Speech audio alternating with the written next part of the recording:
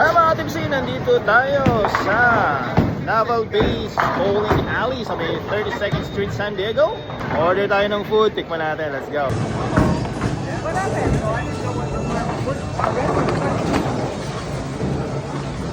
Order natin mga tipsy. Tayo dyan, lumpia. Siyempre, fried gizzard. Meron silang fried gizzard dito, balong-baluna, no? Chicken wings. Sandwich. Dalawang club sandwich. Lumpia nila. Ano itong lumpia nila? Dito sa sweet and sour pa to, open shop lang. Ayun na. Ready na rin.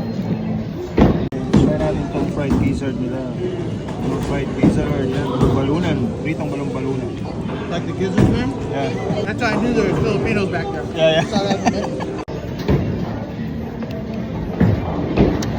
Okay na. Okay na rin. Pwede na para sa paggutom ka, fast food. Pagutom ka. Yeah.